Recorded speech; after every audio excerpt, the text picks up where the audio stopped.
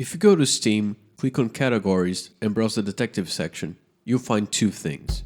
First, it's a cluster of investigation, mystery, horror, and so on, which ends up filling it with games where you're not even a detective at all. Second, most of these games don't have the player doing any deductions whatsoever. Imagine someone going through detective games expecting to piece clues together with partial information only to end up playing Disco Elysium. Don't get me wrong, it's a very good game and the main character is a detective, sure, but if you go in expecting the main appeal to be solving the case, you might not have such a great time. With that said, what is the main appeal of a detective game? Take a look at Nightcall, the 2019 detective noir French game, set in Paris, France. The plot is pretty straightforward. You're a taxi driver, there's a serial killer on the loose, and you're tasked to find out their identity. You collect clues by driving around, talking to people, reading newspapers, and listening to the radio. Every night after driving, you go to a literal evidence board containing all the suspects and clues. Your job is to figure out which one of them is the killer based on the clues in front of you. This is one of its biggest strengths. It also creates urgency by placing the main character's fate in the player's hands. It's on you to piece things together. If you do, your character has a second chance at life. If you don't, he's fucked. Of course, this only works properly if you actually care about the main character. Fortunately, the writing on Nightcall is also one of its biggest strengths. Most of the stories you get are based on real ones, making the game's depiction of immigrants, gay people, poor people, ghosts, and even robots all the more striking. Underneath the detective story, there's a real focused exploration on how quote-unquote outsiders live in this city. Sometimes you can almost smell the cigarettes in the harsh cold winter of Paris, always shrouded in a feeling of strangeness. Sorry, got a bit philosophical there. The passengers are very well written, that's what I mean. They have clear, specific situations that manage to show clear, specific sides of the human living experience. It's so good, it becomes a detriment to the game. One part wants you to just drive around and talk to odd but real people that inhabit and color the city. The other wants you to prioritize gathering clues and finding out who the goddamn serial killer is. If you get too caught up hunting the killer, you get less engaged with the human experience side of things. But if you get too into the human side of things, the pressure of hunting the killer deflates. At times it feels like two games with opposite objectives fighting over your attention. So I went looking for something more focused in the investigation part of it. I'm in the mood for reading Agatha Christie, not Silvia Federici. And what could be more detective focused than a Sherlock game? Crimes and Punishments is a really weird game to play. It's like you're just a puppeteer pulling the strings of Sherlock's body. It never feels like you're in control. All of the deductions are completely done by Sherlock. The most you can do is connect some thoughts, but even then, if you try to connect two unrelated things, the game just tells you it's wrong and you can try again. Brute forcing this mechanic has no negative consequences whatsoever.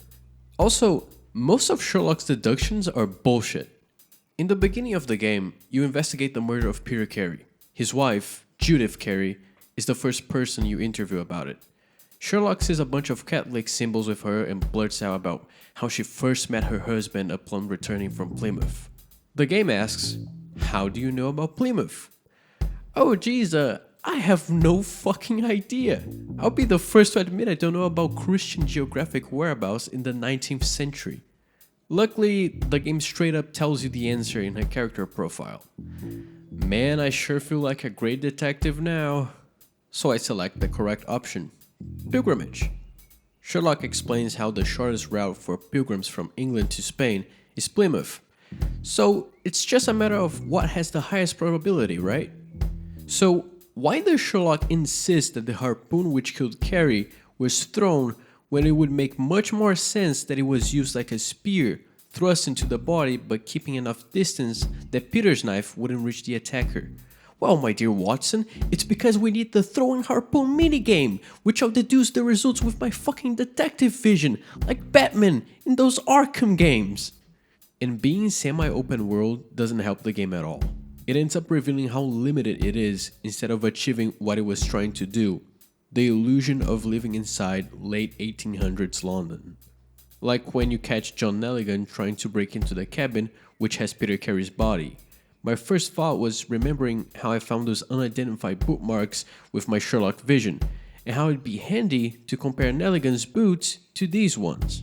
It would either show the boots were indeed his, or show that somebody else had been there besides him. It's a win-win. You can't do it. The game won't let you do it. Crazy how the genius Sherlock Holmes didn't think of that, but that's the price a detective game pays for wanting to tell a story. It can't let you deduce things yourself. It punishes thinking outside the box. Maybe the best direction to go in a detective game, if you want to actually be the detective instead of just haunting one, is to limit the scope. How much though? How extreme can the limitations be before they start to diminish the feeling of triumph a player gets when a deduction is right, even though it was based on just a few clues?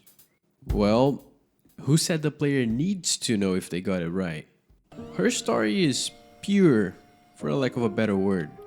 Pure, undiluted mystery directly into your veins.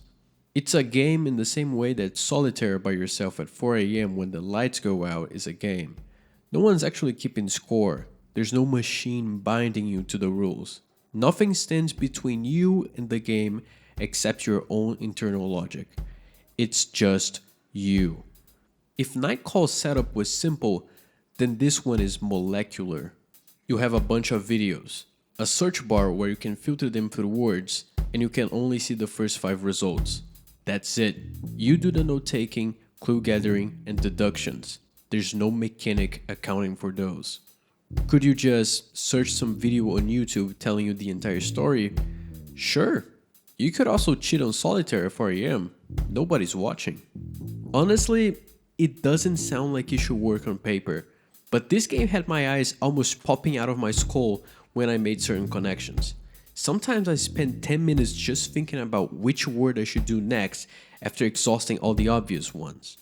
It's not glamorous, and it doesn't have a distinct style outside of your monitor being from the 90s.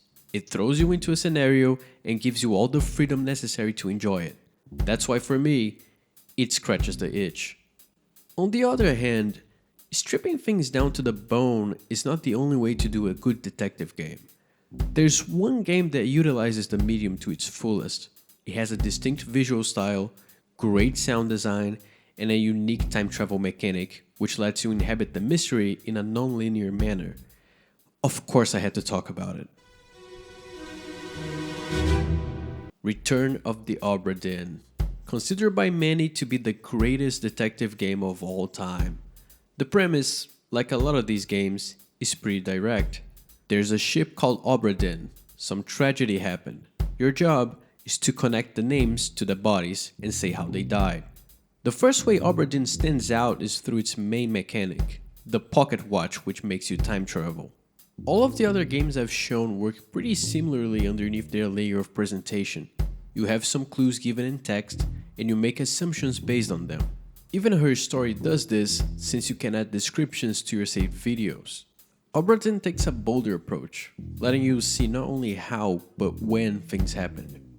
Because time traveling.